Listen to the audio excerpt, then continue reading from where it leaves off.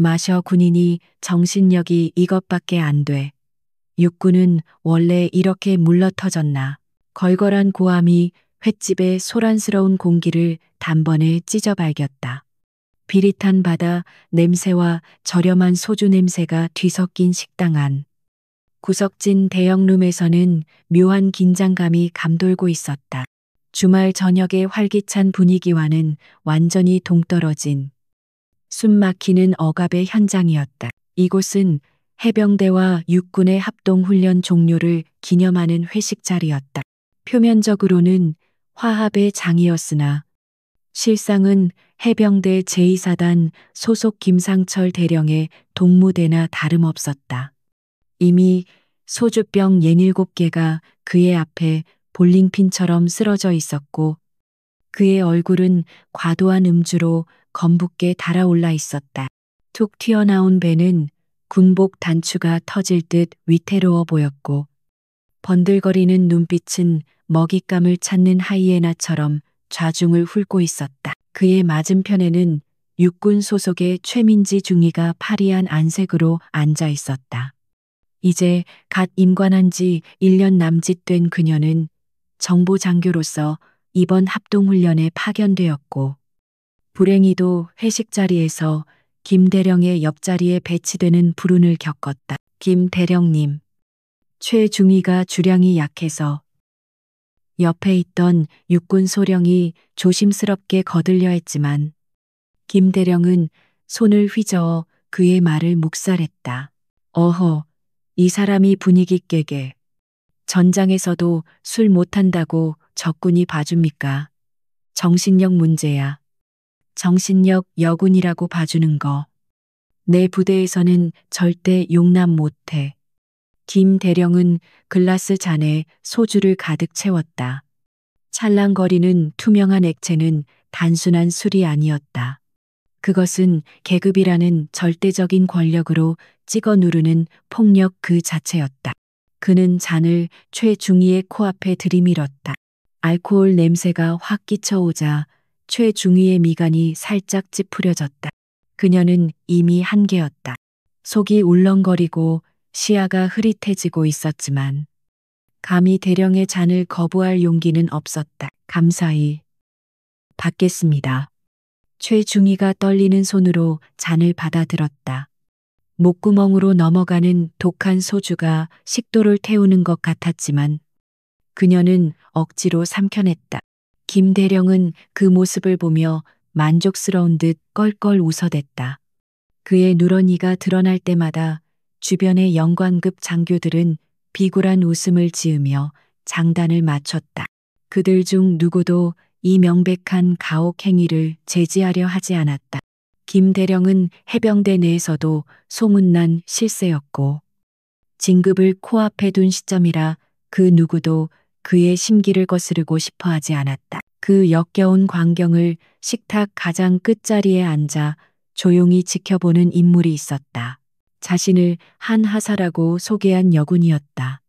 그녀는 훈련 지원 인력으로 차출된 듯 계급장도 제대로 갖추지 않은 허름한 야전 상의를 걸치고 있었다. 챙이 긴 모자를 눌렀어서 얼굴의 절반은 그늘에 가려져 있었고 뿔테 안경 너머의 눈빛은 무심한 듯 식탁 위의 음식에만 고정되어 있었다. 그녀는 회식 내내 물 한 모금 외에는 아무것도 입에 대지 않았다. 주변 사람들은 그녀를 투명 인간 취급했다.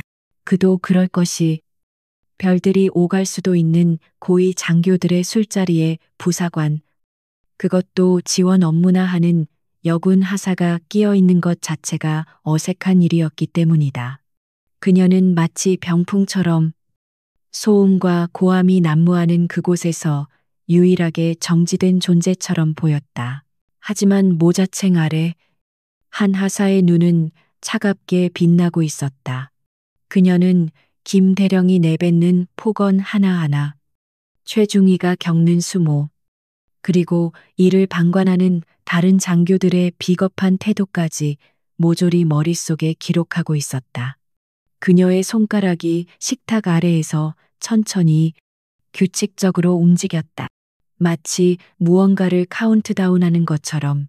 자, 한 잔 더, 이번엔 원샷 못하면 군인 자격 없는 거다. 알았나? 김대령이 다시 한번 최중희에게 술을 강요했다. 이번에는 아예 맥주잔에 소주를 들이부었다. 일명 벌주였다. 최중희의 눈에 기어코 눈물이 고였다. 더 이상 마시면 토할 것 같다는 생리적인 공포와 상관의 명령을 거부했을 때 닥쳐올 불이익에 대한 공포가 그녀를 짓눌렀다. 대령님, 죄송합니다. 더 이상은 무리입니다. 최중희가 기어들어가는 목소리로 애원했다. 순간 시끌벅적하던 룸 안에 정적이 흘렀다. 김대령의 표정이 순식간에 일그러졌다. 자신이 베푼 호의가 거절당했다는 사실을 믿을 수 없다는 듯. 그의 눈썹이 꿈틀거렸다. 뭐 무리야. 최민지 중이. 너 지금 나랑 장난하냐. 김대령이 탕 소리가 나도록 식탁을 내리쳤다. 접시들이 요란하게 달그락거렸다. 내가 주는 술이 술 같지 않아. 육군에서 교육을 어떻게 시켰길래 위아래도 몰라보고 감히 거절을 해. 네가 그러니까 여자라는 소리를 듣는 거야. 군대가 장난이야. 소꿉놀이 하러 왔어. 폭언은 본물 터지듯 쏟아져 나왔다. 단순한 질책을 넘어선 인격 모독이었다. 최중희의 어깨가 눈에 띄게 떨리기 시작했다. 그녀는 입술을 깨물며 눈물이 흐르는 것을 필사적으로 참았다. 바로 그때였다. 식탁 끝에서 조용한 그러나 또렷한 목소리가 들려왔다. 그쯤 하시죠. 낮지만 힘있는 목소리였다. 소란스러운 횟집의 소음을 뚫고 정확하게 김대령의 귀에 꽂혔다. 김대령은 자신의 귀를 의심했다. 감히 누가 내 말에 토를 단단 말인가. 그가 천천히 고개를 돌려 목소리의 주인공을 찾았다. 시선이 멈춘 곳은 구석 자리였다. 내내 존재감 없이 앉아있던 한 하사가 고개를 들고 그를 똑바로 응시하고 있었다. 뿔테 안경 너머의 눈빛은 서늘할 정도로 침착했다. 뭐야, 너 지금 뭐라고 했어? 김 대령이 어이가 없다는 듯 헛웃음을 흘리며 물었다. 최중희가 많이 힘들어 보입니다. 강요는 그만하시는 게 좋을 것 같습니다. 대령님. 한하사는 전혀 위축되지 않은 태도로 또박또박 말했다. 그녀의 말투는 정중했지만 그 안에 담긴 기운은 결코 하사의 것이 아니었다. 그러나 술 기운이 오른 김 대령이 그것을 감지할 리 만무했다. 이거 진짜 골 때리는 상황이네. 김 대령이 자리에서 벌떡 일어났다. 거대한 몸집이 위압적으로 한 하사를 향해 다가갔다. 주변 장교들이 기겁하며 그를 말리려 했지만 김 대령은 그들을 거칠게 뿌리쳤다. 야, 너 소속 어디야? 직속상관 누구야? 감히 하사 나부랭이가 대령이 말하는데 끼어들어 군법 교육 다시 받아야겠구만. 그는 한 하사의 코앞까지 다가가 삿대질을 해댔다. 침이 튀고 술 냄새가 진동했다. 하지만 한 하사는 미동도 하지 않았다.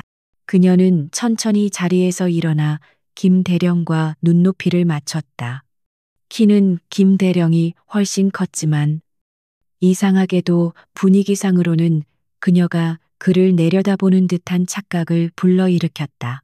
계급이 높다고 해서 부하에게 부당한 대우를 할 권리는 없습니다. 그것이 군인의 명예를 실추시키는 행동이라면 더더욱 그렇습니다. 그녀의 바른말은 불난 집에 기름을 부은 격이 되었다. 김 대령의 자존심은 산산조각이 났다. 감히 새파랗게 어린 여군 부사관 따위가 그것도 타군 소속이 자신에게 설교를 하다니 이것은 그가 평생 쌓아온 권위에 대한 정면 도전이었다. 이 건방진. 김 대령은 분노로 말을 잇지 못했다. 그는 주위를 두리번거리다 식탁 위에 막 서빙된 신선한 산낙지 접시를 발견했다. 참기름이 발려 꿈틀거리는 산낙지는 그로테스크하기 짝이 없었다. 그의 입가에 비릿하고 잔인한 미소가 떠올랐다. 그는 산낙지 접시를 거칠게 집어들었다. 그래, 주둥이가 살아서 아주 나불나불 잘도 떠드는구나. 그렇게 입놀림이 좋으면 이것도 한번 처리해 보시지. 김 대령은 한하사 앞으로 성큼성큼 다가갔다. 그리고는 접시를 그녀의 얼굴 바로 앞에 들이밀며 룸이 떠나가라 고함을 질렀다. 2년 입에 산낙지나 쳐넣어. 그의 명령이 떨어지자 평소 그의 비위를 맞추던 해병대 소령 2명이 쭈뼛거리며 자리에서 일어났다. 그들도 이건 너무 심하다고 생각했지만 술 취한 김 대령의 광기를 거스르는 것은 더 두려운 일이었다. 꿈틀거리는 산낙지의 빨판이 접시 밖으로 튀어나와 허공을 휘저었다. 그것은 마치 앞으로 벌어질 끔찍한 상황을 예고하는 듯했다. 룸 안의 모든 시선이 이 말도 안 되는 대치 상황에 집중되었다.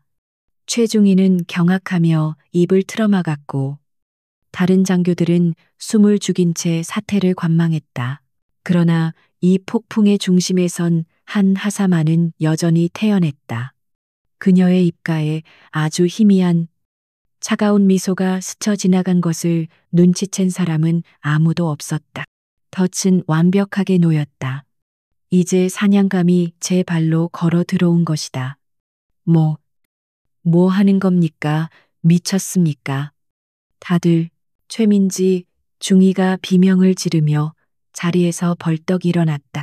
공포에 질려있던 조금 전과는 달리 동료 군인이 당하는 부당한 처사에 대한 분노가 그녀를 움직이게 했다. 하지만 그녀가 나서기도 전에 김상철 대령의 충성스러운 부하들인 2명의 소령이 이미 한 하사의 양팔을 잡으려 다가가고 있었다. 앉아 있어. 최중희, 이건 명령 불복종에 대한 정당한 징계야. 김 대령이 윽박질렀다. 그의 눈은 광기로 번들거렸다. 술 기운에 취하고 권력에 취한 그는 이미 이성적인 판단이 불가능한 상태였다. 그는 자신의 행동이 얼마나 위험한지 그리고 상대가 누구인지 전혀 인지하지 못하고 있었다. 2 소령이 한 하사의 팔을 거칠게 잡아챘다. 보통의 여군이라면 당황해서 뿌리치거나 소리를 질렀을 테지만 한하사의 반응은 기이할 정도로 침착했다. 그녀는 마치 이 모든 상황을 예상했다는 듯 조금의 저항도 하지 않고 순순히 그들에게 팔을 내주었다. 이건 이건 명백한 가혹 행위입니다. 최중희가 필사적으로 외치며 말리려 했지만 다른 장교들이 그녀의 앞을 막아섰다. 최중희, 그냥 가만히 있어. 대령님 심기 건드려서 좋을 거 하나도 없어. 육군 소령이 난처한 표정으로 그녀를 만류했다. 그의 비겁함에 최중희는 이를 악물었다. 이것이 대한민국 군대의 현주소란 말인가. 계급이 깡패가 되어 부하를, 그것도 타군의 부사관을 사적인 자리에서 이렇게 모욕해도 아무도 제재하지 못하는 현실이 참담했다. 자, 한 하사라고 했나. 어디 그 잘난 주둥이에 이 싱싱한 놈들이 들어가면 무슨 소리가 나오나 한번 보자고. 김 대령이 산낙지 한 마리를 나무젓가락으로 집어들었다. 굵직한 다리가 젓가락을 휘감으며 격렬하게 저항했다. 그는 그것을 한 하사의 얼굴 가까이 가져갔다. 비릿한 바다 냄새가 훅 끼쳐왔다. 입 벌려. 명령이다. 김 대령이 으름장을 놓았다. 그의 입꼬리가 비틀리며 잔인한 쾌감을 드러냈다. 그는 자신이 이 상황을 완전히 통제하고 있다고 믿었다. 한낱 부사관 따위가 감히 자신의 권위에 도전한 대가를 톡톡히 치르게 해줄 생각이었다. 그러나 한 하사는 입을 여는 대신 천천히 고개를 들어 김 대령의 눈을 똑바로 응시했다. 모자챙 아래 그늘져 있던 그녀의 눈동자가 형광등 불빛을 받아 서늘하게 빛났다. 그 눈빛에는 두려움은커녕 깊이를 알 수 없는 경멸과 냉소가 담겨 있었다. 김상철 대령. 그녀의 입에서 나온 것은 비명이 아니었다. 낮고 차분하지만 그 어느 때보다 단호한 목소리였다. 그녀는 처음으로 그의 이름을 불렀다.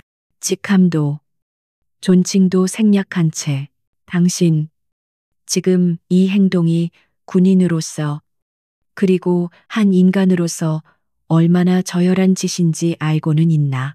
순간 룸 안에 찬물을 끼얹은 듯 정적이 흘렀다. 감히 대령에게 반말을, 그것도 이런 상황에서. 김 대령은 자신의 귀를 의심했다. 뭐라고 이 미친. 당신은 부하를 보호해야 할 지휘관의 의무를 저버렸고 계급을 사적인 폭력의 도구로 전락시켰어. 그 군복을 입을 자격이 없다. 한하사의 말은 한마디 한마디가 비수처럼 날카로웠다. 그녀의 눈빛은 김 대령을 꿰뚫어 보는 듯했다.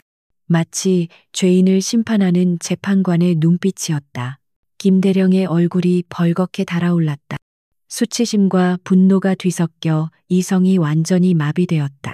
그는 더 이상 참을 수 없었다. 이 건방진 년이 죽고 싶어서 환장했구나.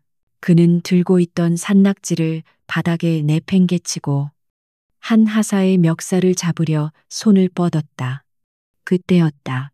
쾅! 굳게 닫혀있던 룸의 미닫이 문이 거친 소리를 내며 양옆으로 열렸다. 갑작스러운 소음에 모두의 시선이 문 쪽으로 쏠렸다. 문 밖에는 살벌한 냉기를 풍기는 두 명의 거구들이 서 있었다. 헌병 밀리타리 퍼리스 완장을 찬 그들은 완전 무장 상태였다. 검은색 헬멧, 방탄조끼, 그리고 허리춤에 찬 권총까지. 그들의 등장은 단순한 순찰이 아니었다. 명백한 작전이었다. 그리고 그들 사이로 한 남자가 걸어 들어왔다. 육군 정복을 말끔하게 차려입은 중령이었다.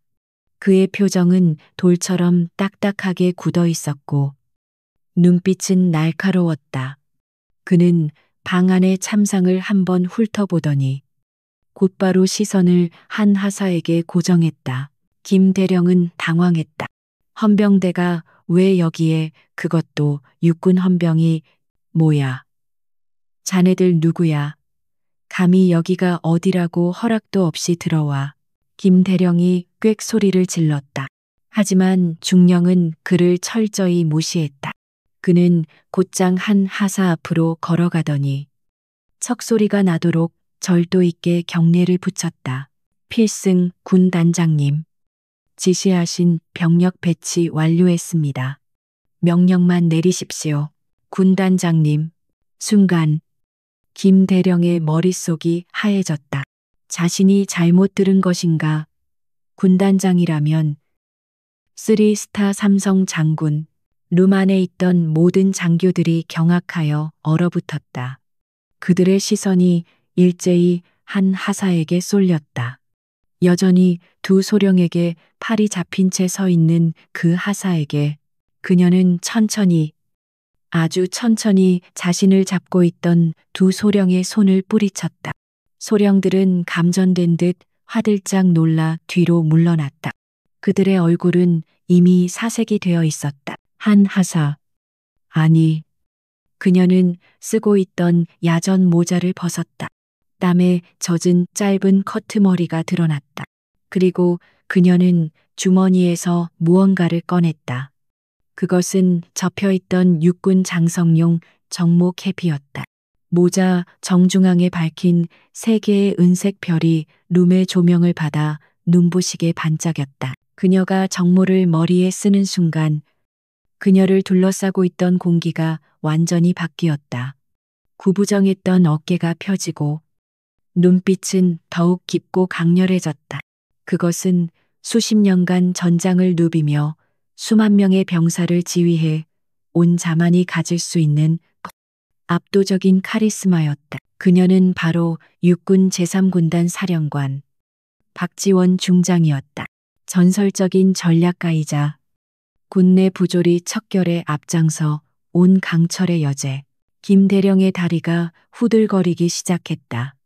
술이 확 깨는 것을 넘어 온몸에 피가 빠져나가는 듯한 공포가 밀려왔다. 자신이 방금 무슨 짓을 하려 했는지, 그 대상이 누구였는지 깨닫는 순간 그의 세상은 무너져 내렸다. 박지원 중장은 천천히 고개를 돌려 김대령을 바라보았다. 김상철, 대령. 아까 하던 말 계속해보지. 그래, 내 입에 뭘 쳐넣으라고. 그녀의 목소리는 더 이상 높지 않았지만 그 무게감은 천근만근이었다. 횟집 룸 안은 죽음보다 더한 침묵에 휩싸였다. 바닥에 떨어진 산낙지만이 여전히 꿈틀거리며 이 비현실적인 상황의 유일한 목격자처럼 몸부림치고 있었다. 정적은 무거웠다. 숨소리조차 사치처럼 느껴질 만큼 압도적인 침묵이 방 안을 지배했다. 방금 전까지 기세등등하던 김상철 대령의 얼굴은 잿빛으로 변해 있었다. 그의 입술은 경련을 일으키듯 떨렸지만 목소리는 나오지 않았다. 뇌가 상황을 처리하는 것을 거부하고 마비되어 버린 듯했다. 그의 부하들. 방금 전까지 박 중장의 팔을 잡고 있던 두 해병대 소령은 이미 무릎을 꿇은 채 바닥에 머리를 밟고 있었다. 그들의 몸은 사시나무 떨듯 격렬하게 흔들리고 있었다. 감히 쓰리 스타의 몸에 손을 댔다는 사실 하나만으로도 그들의 군 생활은 끝장난 것이나 다름없었다. 최민지 중위는 믿을 수 없다는 표정으로 박지원 중장을 바라보았다. 자신이 그토록 동경하던 전설적인 여성 장군이 바로 눈앞에, 그것도 자신을 구하기 위해 나타났다는 사실이 꿈만 같았다. 그녀의 눈시울이 다시 붉어졌지만 이번에는 공포가 아닌 벅찬 감동 때문이었다. 김대령. 질문을 못 들었나? 박 중장이 다시 한번 입을 열었다. 그녀의 목소리는 낮고 차가웠지만 그 안에는 거역할 수 없는 위험이 서려 있었다. 그녀는 천천히 걸음을 옮겨 김대령 앞으로 다가갔다. 한 걸음, 한 걸음이 김대령의 심장을 짓누르는 듯했다. 그게 김대령은 뭐라 변명하려 했지만 혀가 굳어 제대로 된 단어를 만들어내지 못했다. 그의 시선은 불안하게 허공을 떠돌았다. 방금 전까지 자신을 왕으로 만들어주던 술기운은 온데간데 없이 사라지고 그 자리에는 발가벗겨진 듯한 수치심과 공포만이 남아 있었다. 자네가 말한 군인 자격이라는 게 이런 건가? 계급을 무기로 약자를 괴롭히고 그것을 즐기는 것, 그게 자네가 배운 해병대 정신인가? 박 중장의 질문은 날카로웠다. 그녀는 단순히 그를 질책하는 것이 아니었다. 그의 존재 가치 자체를 부정하고 있었다. 아닙니다. 절대 아닙니다. 저는 단지 후배 장교의 군기를, 정신력을 강화하기 위해. 김대령은 비굴하게 변명을 늘어놓기 시작했다. 살기 위한 본능적인 몸부림이었다. 하지만 그의 변명은 박 중장의 차가운 눈빛 앞에서 힘없이 바스러졌다. 정신력 강화. 산낙지를 억지로 먹이는 게 정신력 강화인가? 여군을 비하하고 성적으로 모욕하는 게 자네식의 훈육법인가 보지. 박 중장은 코웃음을 쳤다. 그녀는 테이블 위에 놓인 김대령의 군모를 집어들었다. 붉은색 바탕에 황금색 계급장이 밝힌 화려한 모자였다. 그녀는 그것을 잠시 바라보다가 바닥에 툭 던졌다. 자네는 이 모자를 쓸 자격이 없어. 그 말은 김대령에게 사형 선고나 다름없었다.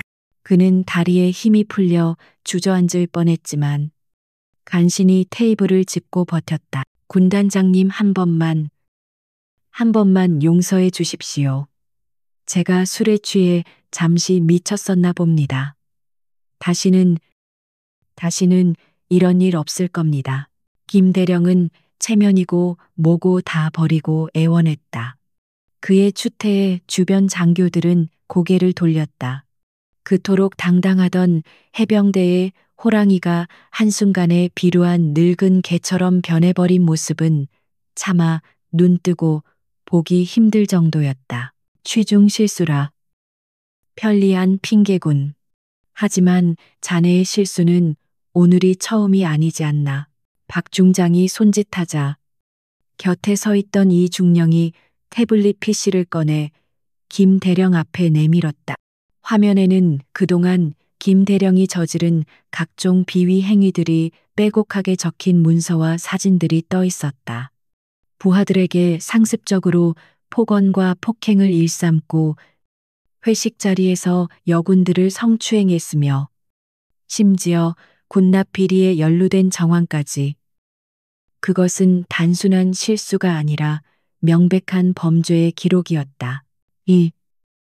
이건 김대령의 눈동자가 격렬하게 흔들렸다.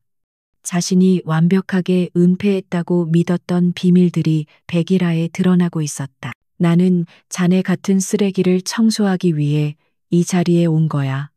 한하사는 자네의 추악한 본성을 끌어내기 위한 미끼였을 뿐이지.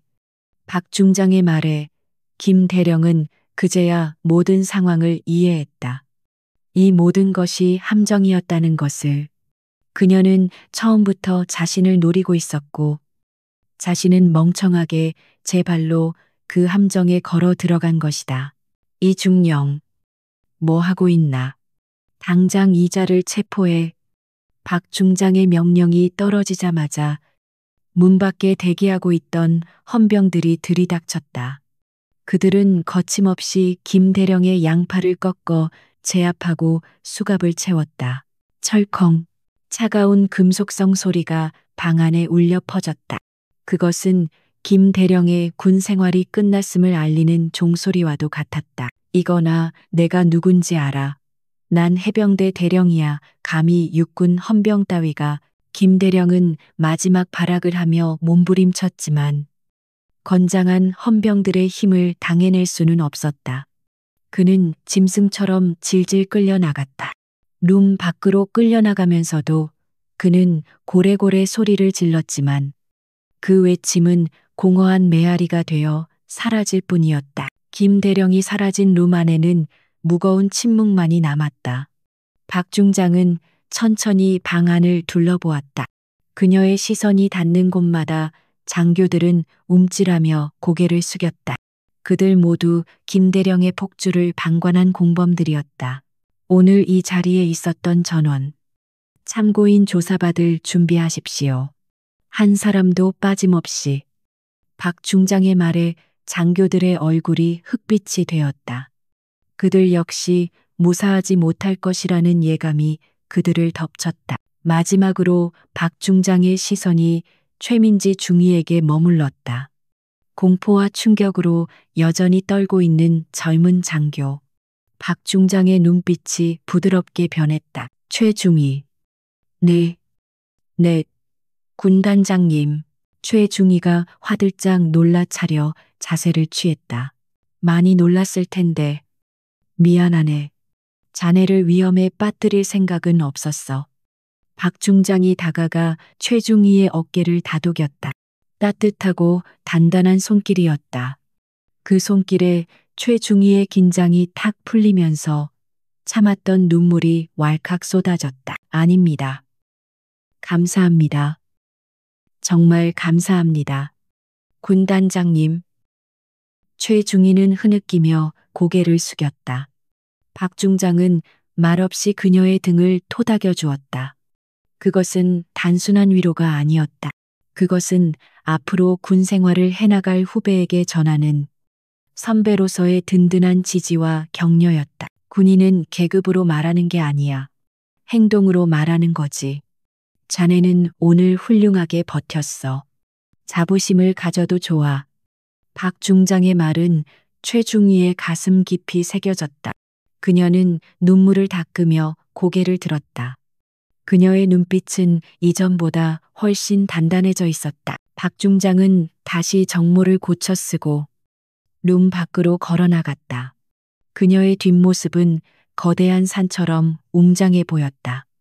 횟집 밖에는 이미 수많은 군용 차량들이 도착해 있었고 밤하늘을 밝히는 경광등 불빛이 번쩍이고 있었다. 이것은 끝이 아니었다. 이제 겨우 시작일 뿐이었다. 군 내부에 뿌리 깊게 밝힌 썩은 환부를 도려내는 대수술이 막 시작되려 하고 있었다. 새벽 3시 제3군단 사령부 건물은 여전히 대낮처럼 밝았다. 평소라면 칠흑 같은 어둠에 잠겨 있을 시간이지만 오늘 밤만은 예외였다. 사령부 전체가 비상체제에 돌입해 긴박하게 돌아가고 있었다. 주차장에는 헌병대 차량들이 쉴 새 없이 드나들었고 복도에는 군화 발자국 소리가 끊이지 않았다. 이 모든 소동의 중심에는 단 한 사람, 김상철 대령이 있었다. 지하 취조실. 창문 하나 없는 삭막한 공간에 김 대령이 덩그러니 앉아 있었다. 몇 시간 전만 해도 화려한 조명 아래서 왕처럼 군림하던 그는 이제 초라한 죄수 신세가 되어 있었다. 수갑찬 손목은 빨갛게 부어올랐고 술 기운이 가신 얼굴은 창백하다 못해 흑빛이었다. 그는 불안한 눈빛으로 굳게 닫힌 철문을 바라보고 있었다. 언제 문이 열릴지, 누가 들어올지 모르는 공포가 그를 질식시킬 것 같았다. 철컥. 마침내 무거운 철문이 열리는 소리가 났다. 김대령의 심장이 덜컥 내려앉았다. 문 안으로 들어선 사람은 다름 아닌 박지원 중장이었다. 그녀는 더 이상 화려한 정복 차림이 아니었다. 간편한 전투복으로 갈아입었지만 그 서늘한 위압감은 여전했다. 아니, 오히려 장식 없는 전투복 차림이 그녀를 더욱 냉혹한 사냥꾼처럼 보이게 했다. 그녀의 뒤를 이어 이 중령이 두꺼운 서류 뭉치를 들고 들어왔다. 그는 말없이 박 중장 맞은편 의자를 빼주었고 박 중장은 천천히 자리에 앉았다. 그녀는 김 대령을 쳐다보지도 않은 채 서류를 훑어보기 시작했다. 책장이 넘어가는 소리만이 적막한 취조실을 채웠다. 김 대령은 마른 침을 삼켰다. 이 침묵이 그를 미치게 만들고 있었다. 군단장님, 제가 잘못했습니다. 한 번만 용서해 주십시오. 제발.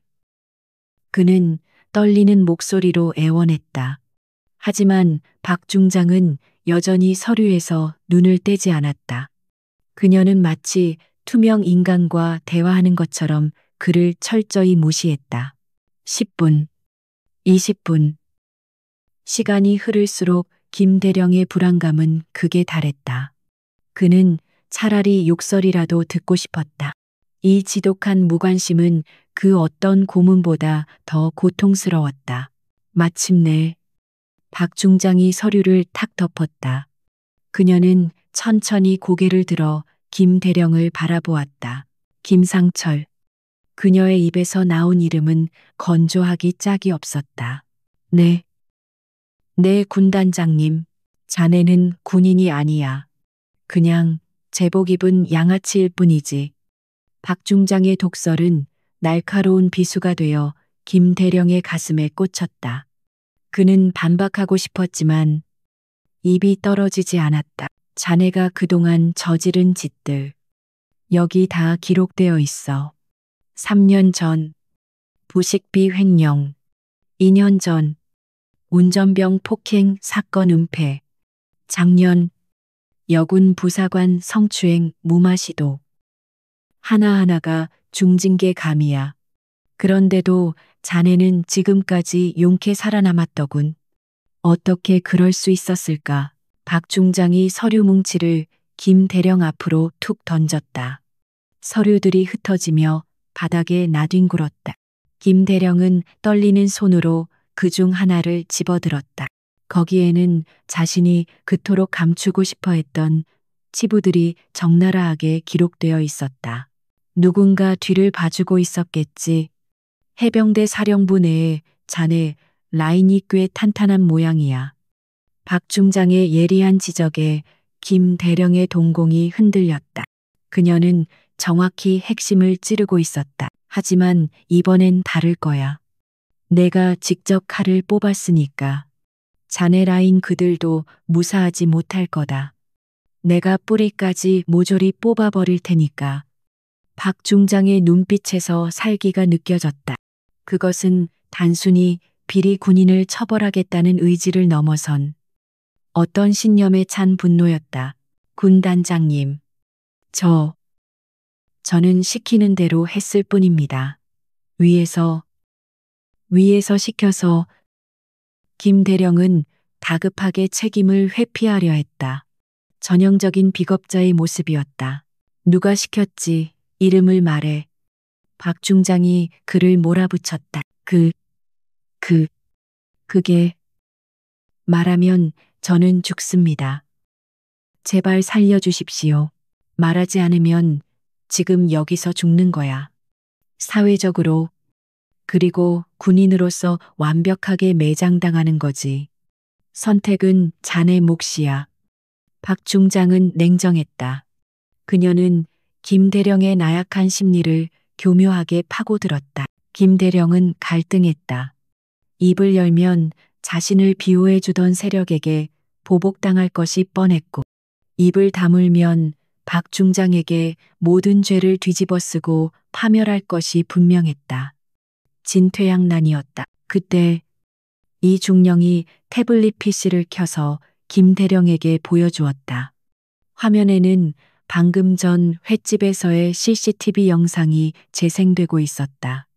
김 대령이 인연 입에 산낙지나 쳐넣으라고 고함치는 장면이 선명하게 찍혀 있었다. 이 영상, 내일 아침 전 언론에 공개될 거야. 해병대 대령. 여군에게 엽기적인 가혹 행위라는 제목으로 말이지. 국민들이 이 영상을 보면 어떤 반응을 보일까? 자네의 가족들은 자네를 비호하던 그 윗분들이 과연 그때도 자네를 감싸줄까? 박 중장의 말은 결정타였다. 김 대령은 무너져 내렸다. 그는 바닥에 엎드려 오열하기 시작했다. 잘못했습니다. 다 말하겠습니다. 살려만 주십시오. 그는 결국 백기를 들었다. 자신이 알고 있는 모든 비리 커넥션, 자신을 뒤에서 조종하던 인물들의 이름을 하나하나 불기 시작했다. 그것은 예상보다 훨씬 거대하고 뿌리 깊은 부패의 사슬이었다. 박 중장은 그 모든 내용을 빠짐없이 기록하게 했다. 취조가 끝났을 때 김 대령은 영혼이 빠져나간 듯 멍한 상태였다. 박 중장은 자리에서 일어났다. 자네의 마지막 임무는 완료됐군. 이제 그 대가를 치를 시간이야. 그녀는 뒤도 돌아보지 않고 취조실을 나갔다. 그녀의 발걸음은 어느 때보다 무거웠지만 동시에 확신에 차 있었다. 이것은 끝이 아니라 더 큰 전쟁의 서막이었다. 군 내부에 만연한 썩은 관행들과의 전쟁. 그녀는 이 전쟁에서 반드시 승리할 것이라고 다짐했다. 취조실 박복도에서 박 중장은 잠시 멈춰섰다. 창밖으로 희미하게 동이 터오고 있었다. 길고 긴 밤이 지나고 새로운 아침이 밝아오고 있었다. 그녀는 깊은 숨을 들이마셨다. 차가운 새벽 공기가 폐부 깊숙이 스며들어 머리를 맞게 해주었다. 이 중령. 네, 군단장님. 오늘 아침 전군 주요 지휘관 회의 소집해, 그리고 언론 브리핑 준비하고 우리가 잡은 물고기가 생각보다 훨씬 되어 다고라는 걸 세상에 알려야지. 알겠습니다. 바로 준비하겠습니다. 박 중장의 입가에 옅은 미소가 스쳤다. 그것은 사냥에 성공한 맹수의 미소이자 정의를 실현한 지휘관의 자부심, 어린 미소였다. 그녀는 다시 힘찬 발걸음으로 복도를 걸어 나갔다. 그녀의 뒤로 아침 햇살이 길게 비추며 거대한 그림자를 만들어냈다. 그 그림자는 마치 앞으로 그녀가 헤쳐나가야 할 험난한 길을 예고하는 듯 했다. 하지만 그녀는 두렵지 않았다. 그녀에게는 지켜야 할 부하들이 그리고 바로잡아야 할 군대의 기강이 있었기에 새벽 공기가 차갑게 내려앉은 연병장.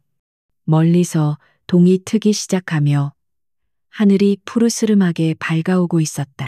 박지원 중장은 사령부 건물 옥상에 서서 그 광경을 내려다보고 있었다. 밤새 한숨도 못 잤지만 피곤함보다는 묘한 고향감이 그녀의 전신을 휘감았다. 김상철 대령의 자백은 예상보다 훨씬 더 파괴적이었다. 그것은 단순히 한 개인의 일탈이 아니라 군 조직 깊숙이 뿌리내린 거대한 부패의 빙산 일각이었다. 군 단장님, 준비 완료되었습니다. 이 중령이 옥상으로 올라와 조용히 보고했다. 그의 손에는 브리핑 자료가 들려 있었다. 언론 반응은 어떤가? 예상대로입니다. 엠바고가 풀리자마자 속보가 쏟아지고 있습니다. 여론은 들끓고 있고 국방부와 해병대 사령부는 벌집을 쑤셔 놓은 듯합니다. 박 중장은 고개를 끄덕였다. 그녀가 원하던 그림이었다. 조용히 덮을 수도 있었지만 그녀는 일부러 판을 키웠다. 썩은 환부는 햇볕 아래 드러내야만 완전히 도려낼 수 있기 때문이다. 가자. 쇼타임이야. 박 중장은 결연한 표정으로 계단을 내려갔다. 대회의실은 이미 기자들로 인산인해를 이루고 있었다. 수많은 카메라 플래시가 터지고 질문 공세가 쏟아졌다. 단상에 오른 박 중장은 잠시 좌중을 둘러보았다. 그녀의 등장은 그 자체로 강력한 메시지였다.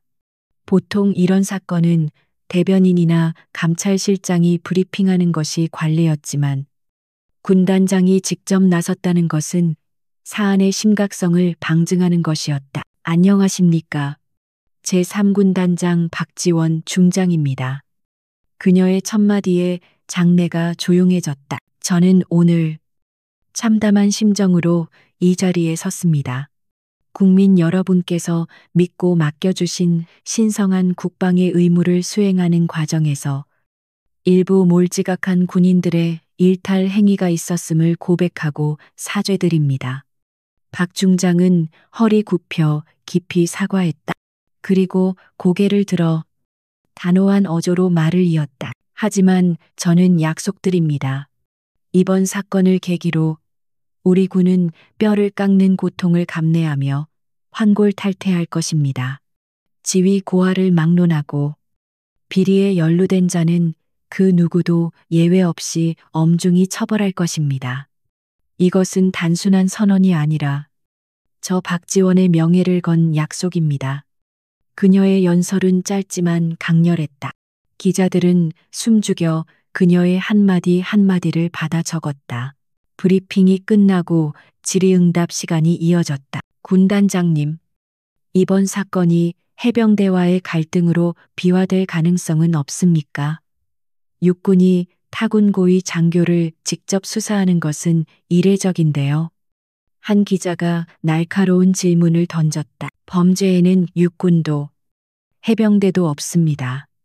오직 정의와 불의가 있을 뿐입니다. 저는 군단장으로서 제 부하들을 보호하고 군 기강을 확립할 의무가 있습니다. 그것이 제가 행동한 유일한 이유입니다. 박 중장의 답변은 거침이 없었다. 그녀는 군 간 갈등이라는 프레임을 정의 구현이라는 프레임으로 완벽하게 전환시켰다. 브리핑이 끝난 후 박 중장은 곧바로 집무실로 향했다. 그곳에는 또 다른 전쟁이 기다리고 있었다.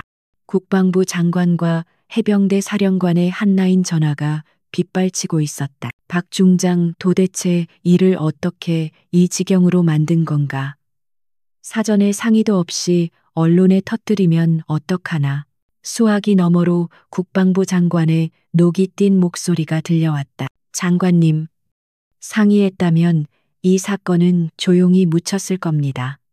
저는 군을 좀먹는 암세포를 제거하기 위해 충격 요법이 필요하다고 판단했습니다.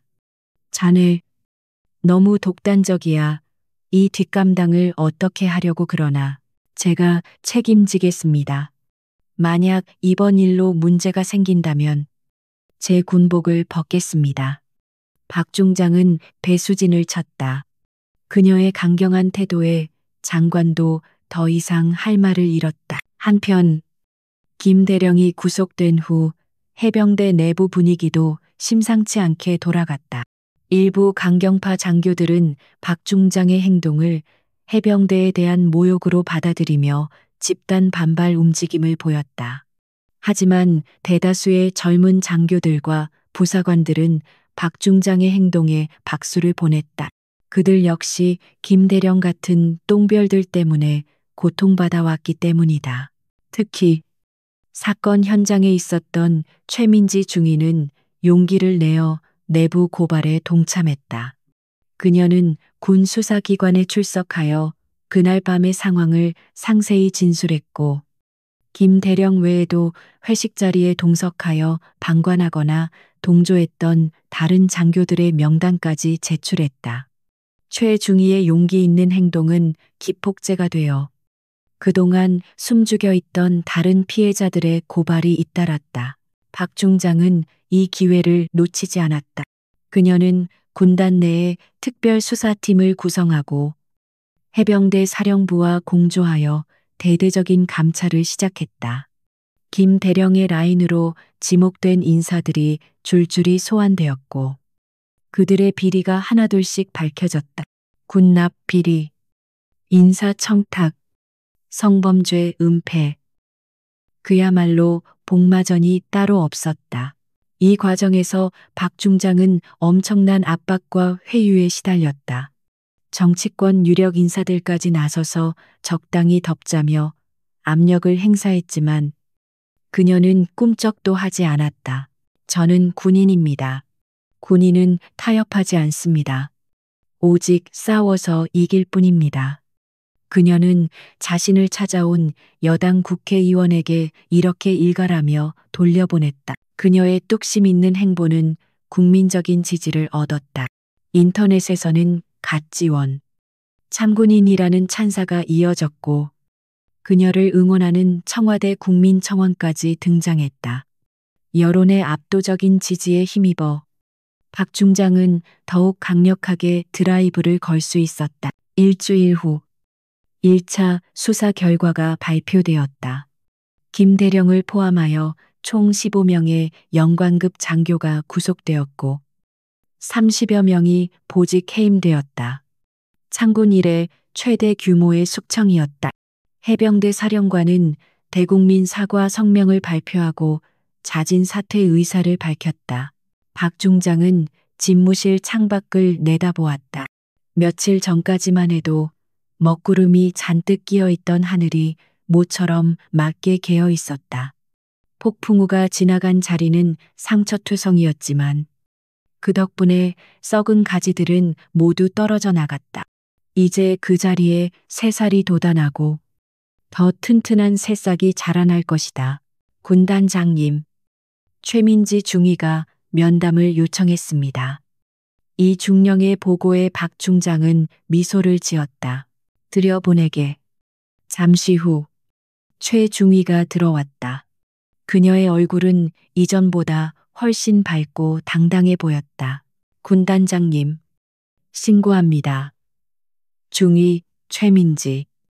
오늘부로 3군단 정보처로 전임명 받았습니다. 환영하네. 최중위.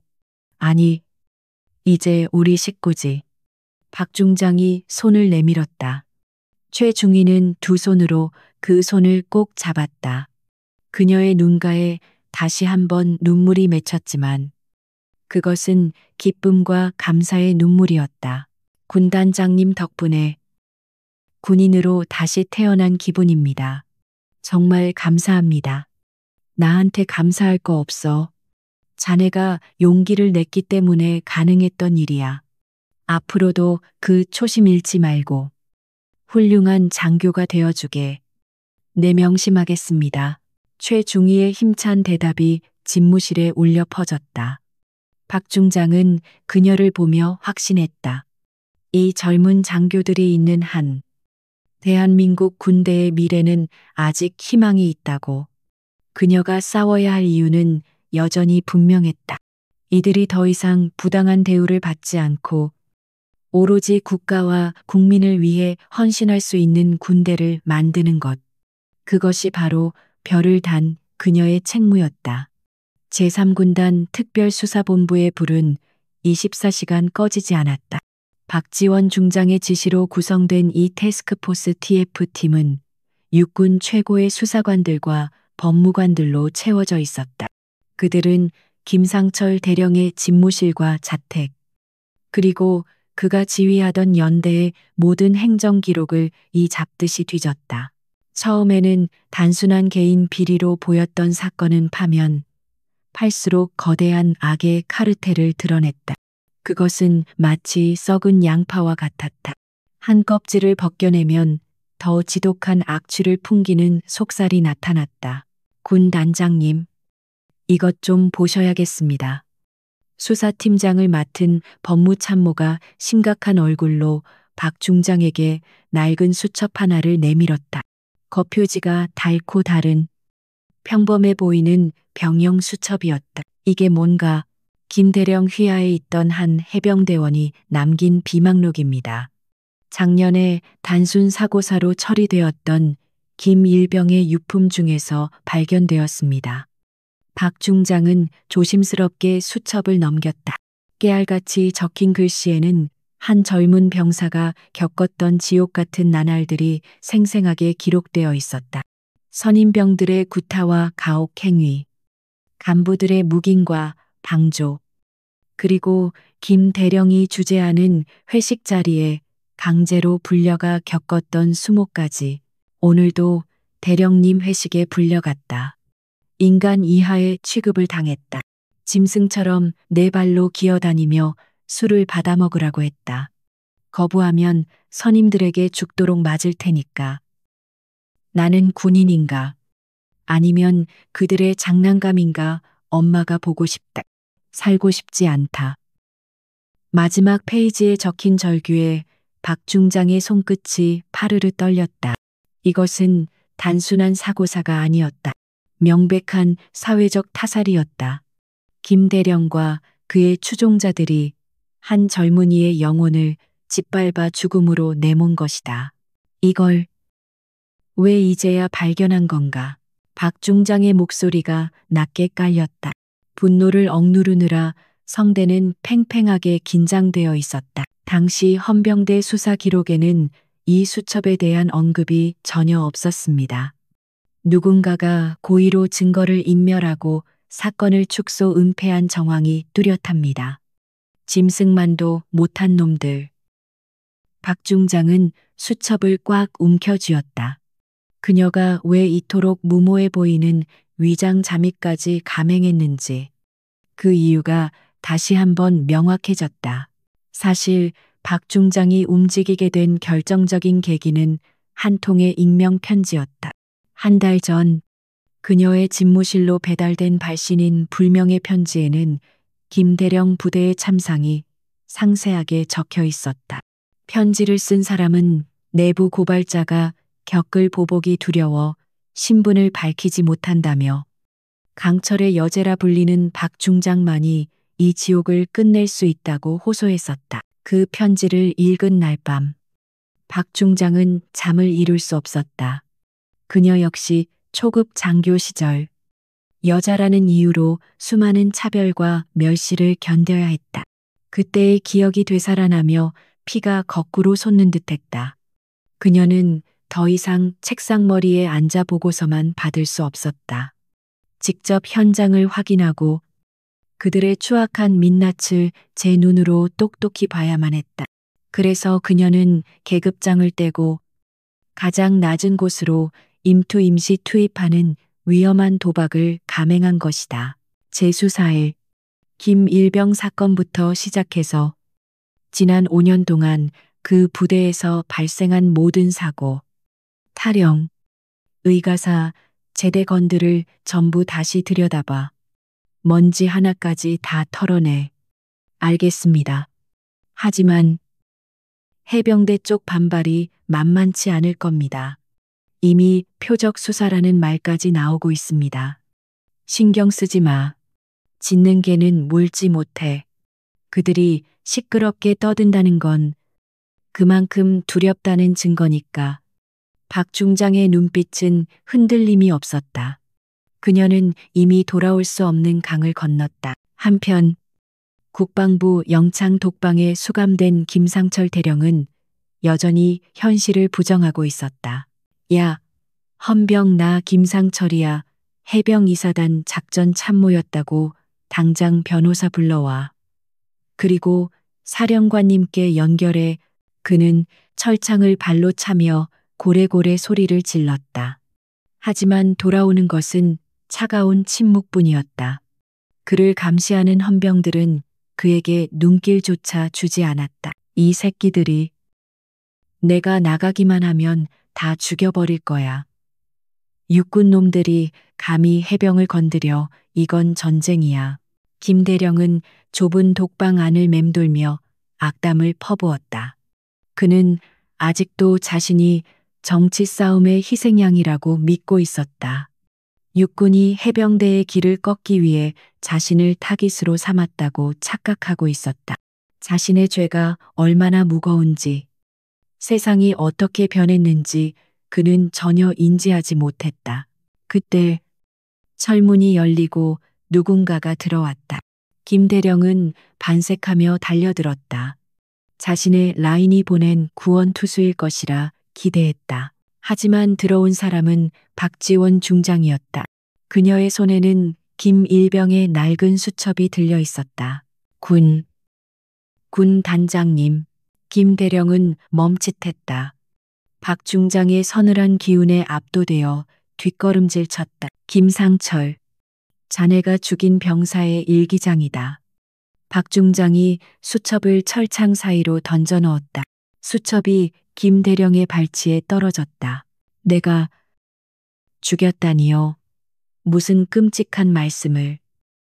그건 단순 사고사였습니다. 이미 수사 종결된 사안이라고요. 김대령은 펄쩍 뛰며 부인했다. 사고사 이 수첩에 적힌 내용들을 보고도 그런 말이 나오나 자네가 강제로 먹인 술 때문에 구토하다 기도가 막혀 죽을 뻔한 적이 한두 번이 아니더군. 결국 견디다 못해 스스로 목숨을 끊은 아이를 자네들이 사고사로 위장했지. 박 중장의 목소리는 차분했지만 그 안에 담긴 분노는 용광로처럼 뜨거웠다. 그건 애들이 군기가 빠져서 요즘 애들이 워낙 나약해서 그런 겁니다. 저는 강한 군인을 만들기 위해 닥쳐. 박 중장의 일가리 독방을 울렸다.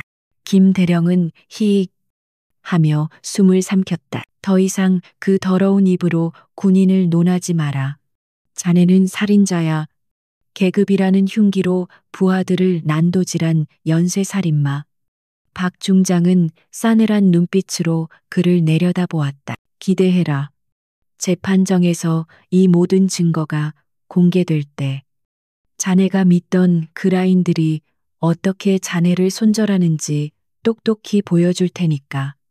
자네는 철저히 혼자가 될 거다. 그 차가운 감옥 바닥에서 자네가 죽음으로 내몬 병사들의 원혼과 평생을 함께하게 될 거야. 박 중장은 뒤도 돌아보지 않고 독방을 나갔다. 김대령은 망연자실한 표정으로 바닥에 떨어진 수첩을 내려다보았다. 아주 처음으로 등골이 오싹해지는 공포가 그를 덮쳤다. 자신이 정말 끝장났을지도 모른다는 불길한 예감이 현실로 다가오고 있었다. 수사본부로 돌아온 박 중장은 창밖을 응시했다.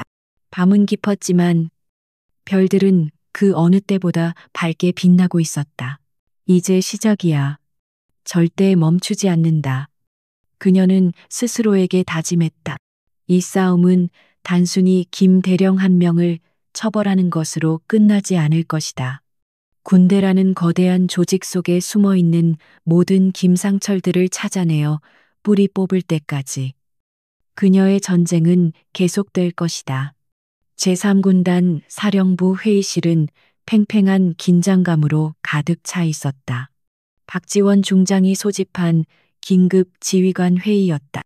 예하, 사단장, 여단장들이 모두 모인 자리였지만 그 누구도 쉽게 입을 열지 못했다.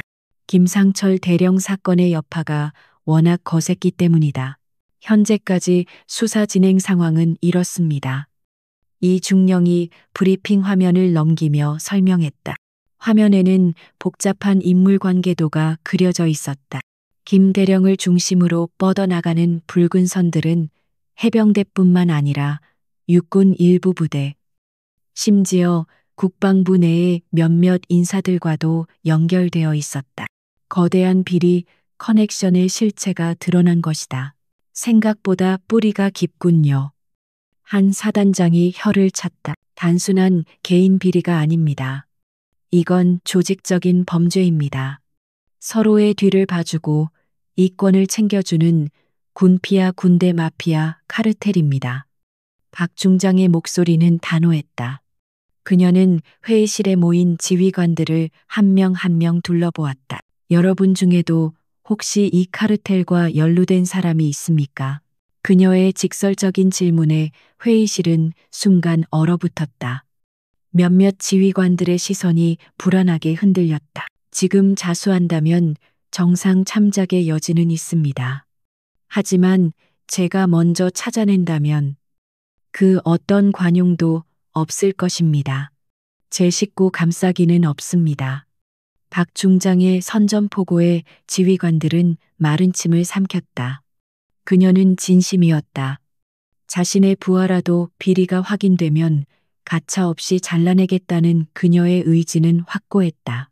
회의가 끝난 후 박 중장은 따로 최민지 중위를 불렀다. 최 중위는 3군단 정보처로 전입 온 후 수사팀에 합류하여 핵심적인 역할을 하고 있었다. 그녀는 자신이 겪었던 일들을 바탕으로 피해자들의 심리를 누구보다 잘 이해했고 그들이 마음을 열고 진술할 수 있도록 도왔다. 최중위. 수사는 어떤가 많이 힘들지 않나? 아닙니다. 군단장님. 오히려 보람을 느낍니다. 제가 조금이라도 도움이 될 수 있어서 다행입니다.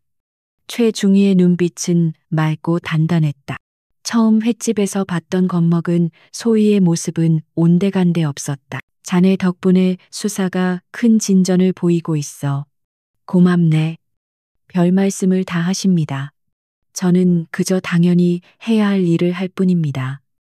혹시 그동안 힘들었던 기억 때문에 트라우마는 없나 필요하면 언제든지 상담 치료를 지원하겠네. 박 중장의 세심한 배려에 최중위는 잠시 뭉클해졌다. 괜찮습니다. 오히려 이번 수사를 하면서 제 상처도 치유되는 느낌입니다. 더 이상 도망치지 않고 맞서 싸우는 법을 배우고 있습니다. 훌륭하군. 자네는 정말 강한 군인이야. 박 중장은 흐뭇한 미소를 지었다. 최중위의 성장은 그녀에게도 큰 힘이 되었다. 자신이 옳은 길을 가고 있다는 확신을 주었기 때문이다. 한편 구치소에 수감된 김상철 대령은 초조함에 손톱을 물어뜯고 있었다.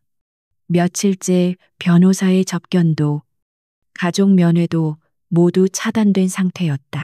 그는 세상과 완전히 단절된 채 고립무원의 공포를 느끼고 있었다. 이럴 리가 없어. 그분들이 나를 버릴 리가. 그는 자신을 비호해주던 윗선을 굳게 믿고 있었다. 그동안 그들에게 상납한 돈과 향응이 얼마인데 이렇게 쉽게 내쳐질 리 없다고 생각했다. 그때 교도관이 다가와 철문을 두드렸다. 김상철, 접견이다. 김대령은 벌떡 일어났다. 드디어 올 것이 왔다고 생각했다. 그는 기대에 찬 얼굴로 접견실로 향했다. 하지만 유리병 너머에 앉아 있는 사람은 그가 기대했던 거물이 아니었다. 낯선 중년 남성이 서류 가방을 옆에 두고 앉아 있었다. 누구십니까? 제 변호사는 어디 가고? 처음 뵙겠습니다. 김 대령님 사건을 맡게 된 국선 변호인입니다. 국선, 그게 무슨 소리야? 내 사선 변호사는. 그리고 사령부에서는 아무도 안 왔어. 김 대령은 당황해서 소리쳤다. 사선 변호인들은 모두 사임계를 제출했습니다.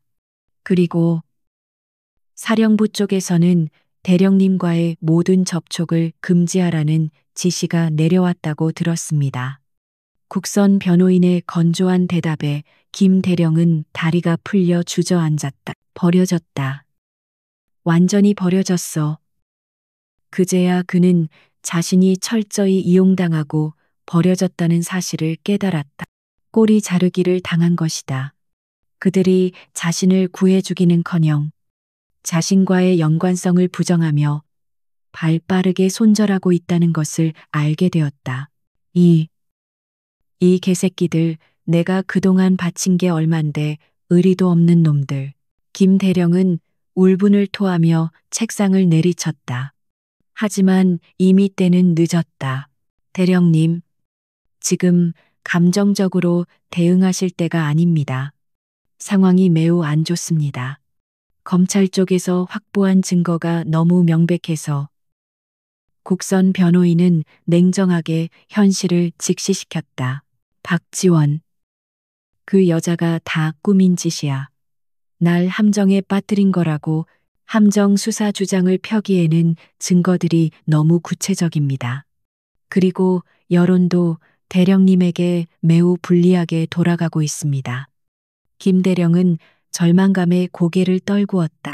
모든 것이 끝났다는 생각이 들었다. 같은 시각 박 중장은 집무실에서 뉴스 속보를 보고 있었다.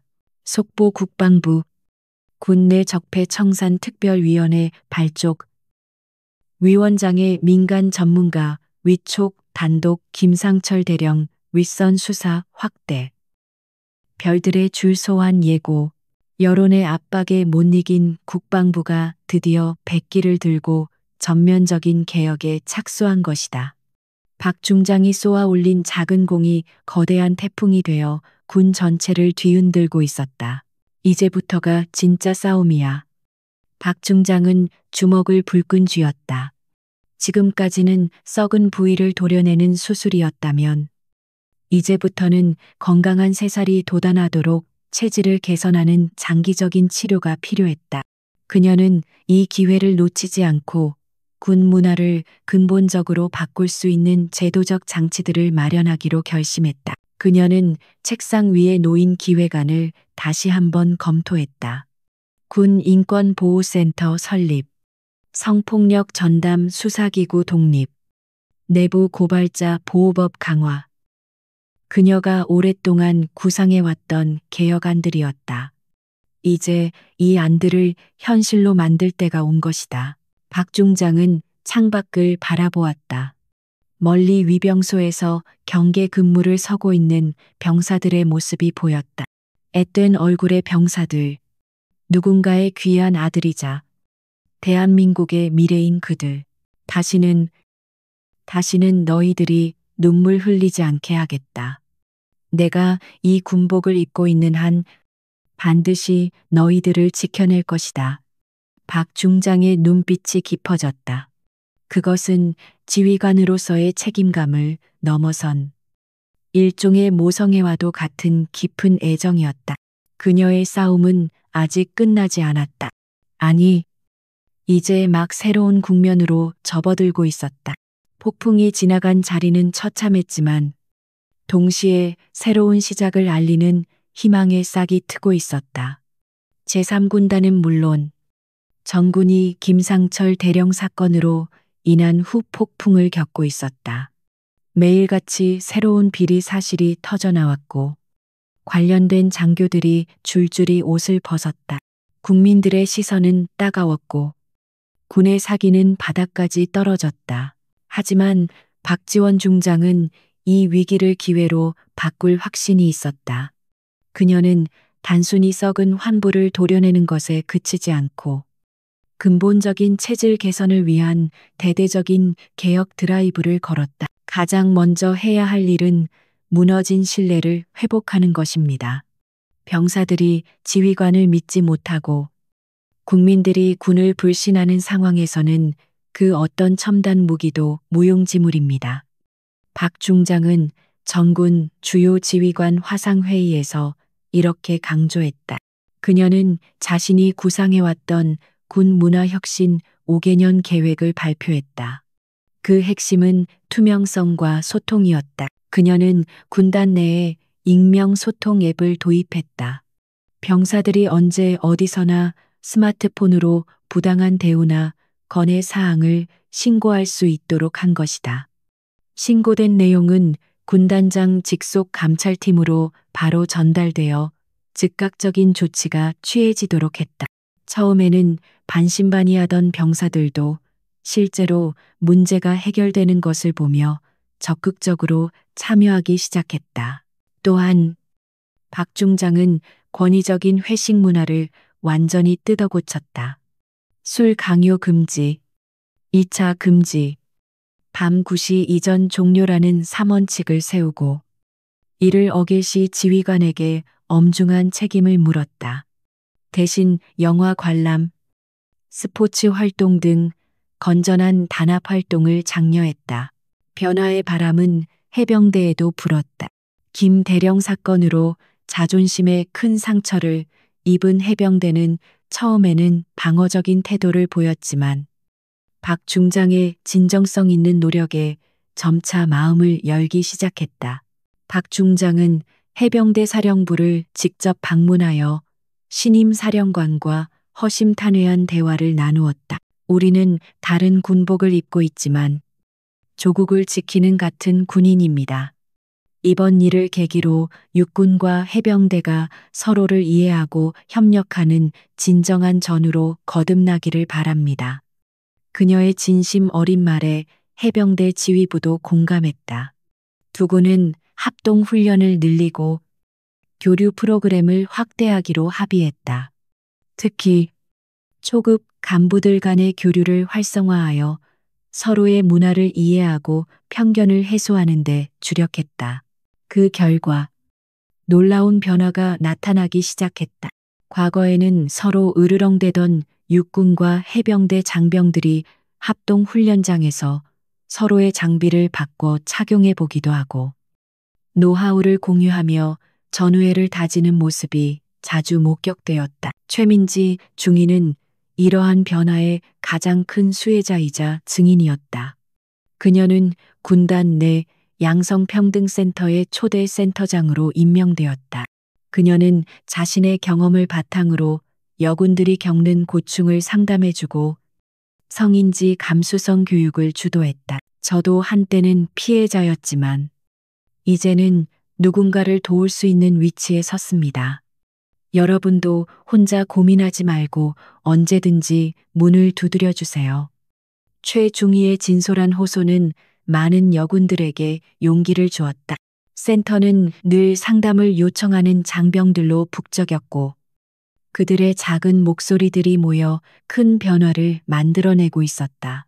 한편 구치소에 수감 중인 김상철 대령은 하루하루 말라가고 있었다. 그는 모든 희망을 잃고 자포자기한 상태였다. 그의 재판은 군사법원 역사상 가장 큰 관심을 받는 재판이 되었다. 방청석은 연일 취재진과 시민단체 회원들로 가득 찼다. 첫 공판일, 김 대령은 수의를 입고 법정에 섰다. 그의 어깨는 축 처져 있었고 눈빛은 초점을 잃고 있었다. 그토록 당당하던 해병대 호랑이의 모습은 온데간데 없었다. 검찰관이 공소장을 낭독하는 동안 방청석에서는 분노의 탄식이 터져 나왔다. 김 대령이 저지른 범죄는 상상을 초월할 정도로 악랄하고 광범위했다. 박 중장은 증인석에 앉아 김 대령을 차갑게 내려다보았다. 피고인은 군인의 명예를 더럽히고 부하들의 인권을 짓밟았습니다. 그 죄는 그 어떤 변명으로도 용서받을 수 없습니다. 그녀의 증언은 단호하고 명확했다. 그녀는 자신이 직접 목격한 김 대령의 만행을 낱낱이 증언했다. 특히 횟집에서의 사건을 진술할 때는 방청석에서 울분이 터져 나왔다. 재판이 진행될수록 김 대령의 죄는 더욱 명백해졌다. 그와 함께 기소된 다른 장교들도 서로 책임을 떠넘기기에 바빴다. 그들이 자랑하던 의리는 법정 앞에서 추악한 민낯을 드러내며 산산조각이 났다. 박 중장은 법정을 나오며 하늘을 올려다보았다. 맑고 푸른 가을 하늘이었다. 이제 거의 다 왔어. 그녀는 깊은 숨을 들이마셨다. 아직 갈 길은 멀지만 분명한 변화가 시작되었다. 썩은 뿌리는 뽑혔고 새로운 씨앗이 뿌려졌다. 이제 그 씨앗이 잘 자랄 수 있도록 끊임없이 관심을 기울이고 물을 주는 것이 그녀의 남은 임무였다. 그녀는 군단으로 복귀하는 차 안에서 스마트폰을 꺼내 소통 앱을 확인했다. 군단장님, 감사합니다. 덕분에 요즘 군 생활 할만납니다. 저희 부대 중대장님이 바뀌었어요. 예전처럼 욕설도 안 하시고 경청해 주십니다. 병사들이 올린 익명 게시글들이 화면을 가득 채우고 있었다. 박 중장의 입가에 옅은 미소가 번졌다. 이것이 바로 그녀가 싸우는 이유였다. 이 작은 변화들이 모여 언젠가는 대한민국 군대 전체를 바꿀 거대한 물결이 될 것임을 그녀는 확신했다. 겨울비가 추적추적 내리는 날이었다. 제3군단 보통군사법원 앞은 우산을 쓴 사람들로 인산인해를 이루고 있었다. 김상철 대령에 대한 최종 선고 공판이 열리는 날이었다. 수개월간 지속된 지루한 법정 공방의 끝이 드디어 눈앞에 다가왔다. 법정 안은 무거운 침묵이 감돌았다. 재판장석에 앉은 3명의 군판사들은 엄숙한 표정으로 판결문을 검토하고 있었다. 피고인석의 김상철 대령은 고개를 푹 숙인 채 미동도 하지 않았다. 그의 짧게 깎은 머리에는 어느새 흰머리가 희끗희끗 늘어나 있었다. 방청석 맨 앞줄에는 박지원 중장이 앉아 있었다. 그녀는 끝까지 이 재판을 지켜볼 의무가 있었다. 이것은 단순히 한 개인에 대한 단죄가 아니라 잘못된 과거와의 확실한 단절을 선언하는 역사적인 순간이었기 때문이다. 피고인 김상철. 재판장의 목소리가 법정 안의 정적을 깼다. 김 대령이 천천히 자리에서 일어났다. 주문. 피고인을 징역 15년에 처한다. 피고인의 군인 신분을 박탈하며 제적 조지한다. 징역 15년. 제적. 판결이 선고되는 순간 방청석에서 짧은 탄성이 터져 나왔다. 예상보다 훨씬 중형이었다. 군사법원에서 영관급 장교에게 이 정도의 중형이 선고된 것은 전례가 없는 일이었다. 제적은 단순한 파면을 넘어 군적 자체를 말소시키는 가장 불명예스러운 처벌이었다. 연금은 물론 국립묘지 안장 자격까지 모두 박탈당하는 것이다. 김 대령의 몸이 휘청거렸다. 그는 믿을 수 없다는 표정으로 재판부를 바라보았다. 재판장님, 너무하십니다. 제가 평생을 군에 바친 공로는 참작해 주셔야. 그는 마지막으로 절규했지만 헌병들이 그를 양옆에서 붙잡았다. 피고인은 지휘관이라는 우월적 지위를 이용하여 부하들에게 씻을 수 없는 상처를 주었고 군의 기강을 심각하게 훼손했습니다. 특히 반성의 기미 없이 변명으로 일관하며 피해자들에게 2차 가해를 한 점은 엄벌이 불가피합니다. 재판장은 냉정하게 판결 이유를 설명했다. 김대령은 더 이상 말을 잇지 못하고 고개를 떨구었다. 그의 어깨가 처량하게 흔들렸다. 한때 수많은 부하들 위에서 군림하며 절대 권력을 휘둘렀던 그의 말로는 너무나 비참하고 초라했다. 법정을 나서는 박 중장의 발걸음은 한결 가벼웠다. 길고 긴 싸움이 드디어 끝났다. 하지만 그녀는 이것이 끝이 아님을 알고 있었다. 군단장님, 수고 많으셨습니다. 최민지 중위가 법정 밖에서 기다리고 있었다. 그녀의 눈가가 촉촉하게 젖어 있었다. 정의가 승리했습니다. 아니, 이제 시작일 뿐이야. 이 판결이 끝이 아니라 새로운 출발점이 되어야 해. 박 중장은 최중희의 어깨를 다독이며 말했다. 그날 저녁 뉴스에서는 김대령의 중형 선고 소식이 톱기사로 다뤄졌다. 국민들은 사필귀정, 인과응보라며 환영했다. 군 내부에서도 경각심이 높아졌다. 아무리 높은 계급이라도 잘못을 저지르면 반드시 처벌받는다는 선례가 확실하게 만들어진 것이다. 박 중장은 관사로 돌아와 조용히 소주 한 잔을 따랐다. 그녀의 책상 위에는 낡은 사진 한 장이 놓여 있었다. 20년 전 초임 소위 시절 동기들과 함께 찍은 빛바랜 사진이었다. 그중 몇몇은 이미 군을 떠났고 몇몇은 세상을 떠났다. 보고 있나 우리가 꿈꾸던 군대. 조금씩 만들어가고 있어. 그녀는 사진 속 동기들을 향해 혼잣말을 했다. 다음 날 박 중장은 김일병이 안장된 국립현충원을 찾았다.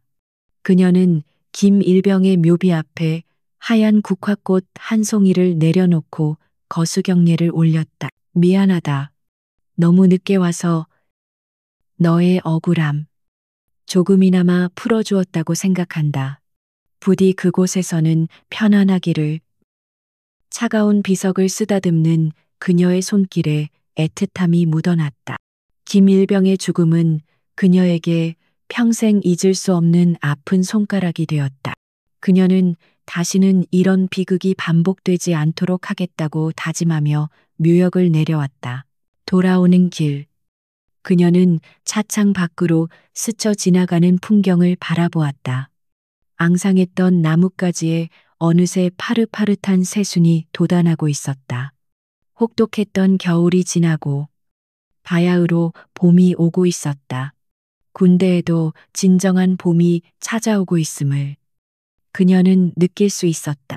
3년 후 강원도 인제 제3군단 사령부 연병장 화창한 봄 햇살 아래 신병 수료식이 거행되고 있었다.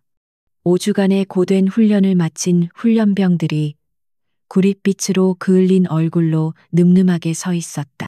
단상에는 박지원 대장 사성장군이 서 있었다. 그녀는 지난 3년간의 공로를 인정받아 대한민국 최초의 여성 대장으로 진급 제1야 전군 사령관에 임명되었다. 사랑하는 신병 여러분, 그리고 가족 여러분. 박 대장의 목소리가 연병장에 울려 퍼졌다. 여러분은 이제 대한민국을 지키는 자랑스러운 전사로 다시 태어났습니다. 여러분이 입고 있는 이 군복은 단순한 옷이 아닙니다. 그것은 국민의 생명과 안전을 지키겠다는 숭고한 약속의 상징입니다. 그녀의 연설은 감동적이었다. 지난 3년간 군은 몰라보게 달라졌다. 병영, 내 부조리는 현격히 줄어들었고 장병들의 인권은 획기적으로 개선되었다.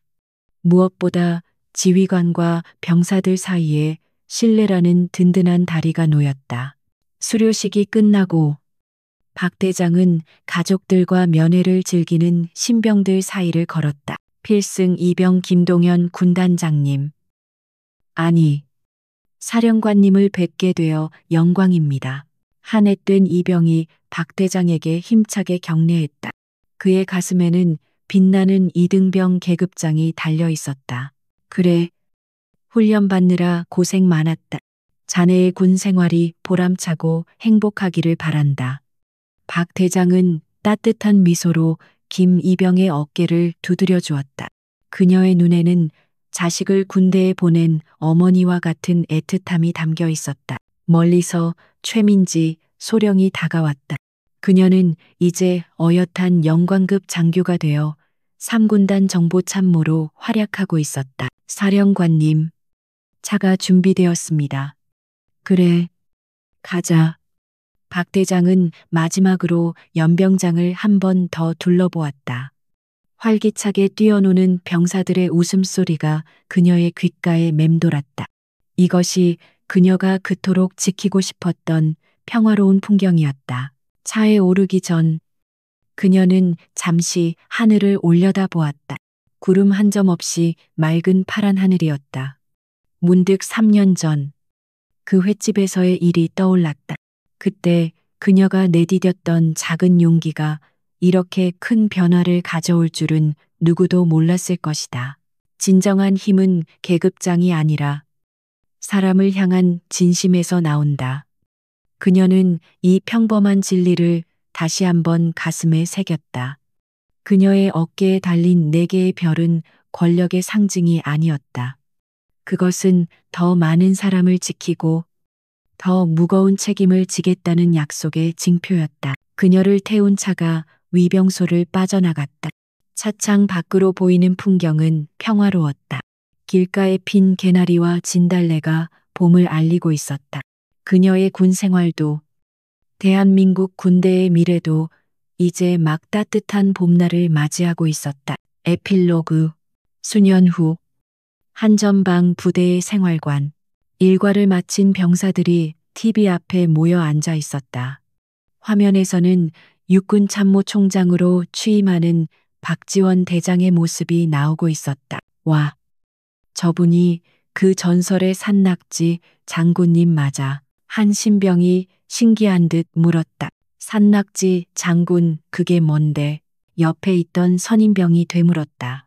아, 인터넷에서 봤는데 예전에 별 달고 몰래 횟집에 잠입해서 행패 부리던 대령 참교육하셨다는 그 산낙지를 그 대령 입에 야, 조용히 해. 그런 별명 함부로 부르면 안 돼.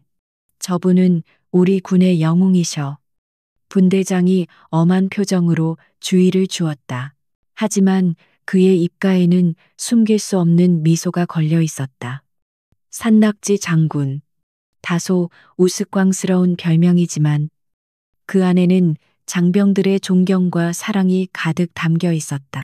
그 전설적인 무용담은 앞으로도 오랫동안 병영 내에서 구전되며 군인들에게 올바른 지휘관의 표상으로 기억될 것이다. 오늘 이야기는 여기까지입니다. 여러분은 박 장군의 통쾌한 한방을 어떻게 보셨나요? 계급과 권력을 이용해 약자를 괴롭히는 자들, 그리고 그들의 비참한 최후에 대해 여러분의 생각을 댓글로 남겨주세요. 오늘 이야기가 마음에 드셨다면 좋아요와 구독 버튼을 꼭 눌러주세요. 다음에는 더 시원하고 강력한 사이다 이야기로 돌아오겠습니다. 감사합니다.